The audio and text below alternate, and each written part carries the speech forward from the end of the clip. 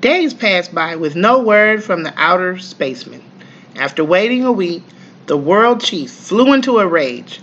"Blast it all," he bellowed. "What's keeping those blithering bubble heads?"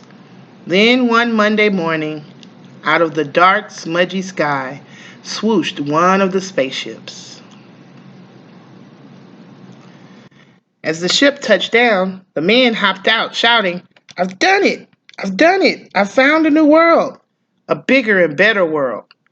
"Nice going, lad," cried the world chief, and the crowd gathered at the spaceport gave their hero one gushing, rousing cheer, which ended in a fit of sneezing.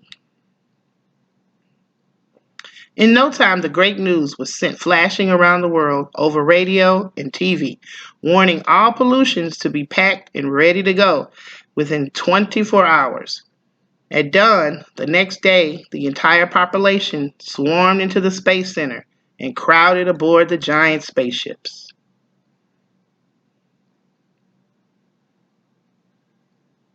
After double checking to make sure all pollutions were accounted for, the world chief gave the signal for blastoff. With a thunderous roar, the giant ships shot off the ground. Kazoom! And up away through the smoke blackened sky, and they were gone. And at long last, peace and quiet settled over the Wump World. Then sudden silence came as a shock to the Wumps.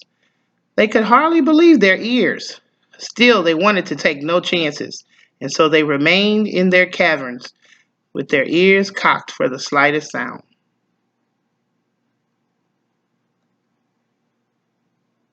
After a long, long silence, they decided it was time to go, and led by the biggest Wump, they crept up the tunnel to the cave entrance to find it covered by a crust of cement. With one powerful push of his snout, the biggest Wump bumped his way through. Then one by one, the Wumps waddled out onto a freeway and gaped in the wide-eyed amazement.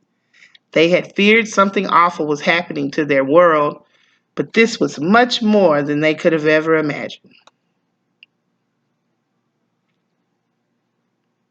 They were staggered by the size of the huge buildings with walls and walls of windows looming up on every side, and the broad layers of hard, fiat crust covering the earth, which felt strangely cold to their feet. There was no sign of any tree or tuft of grass. Even the sky was gone, and the Wumps wondered if there was anything left for them. At least they must find out.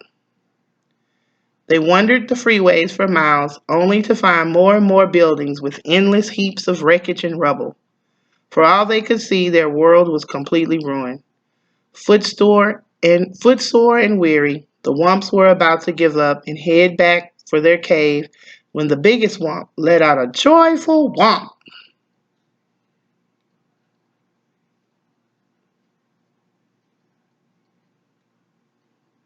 Just ahead of them was a grassy meadow with a clump of bumbershoot trees, all that was left of their lovely world.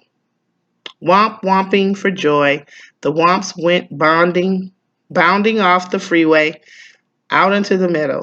Pretty soon the hungry Womps were munching away on the tall, tender grass. Now there was new hope for the Womps. In time, the murky skies would clear up and the rains would wash the scum from the rivers and lakes. The tall buildings would come tumbling down and the freeways would crumble away. And in time, the green growth would wind its way up through the rubble.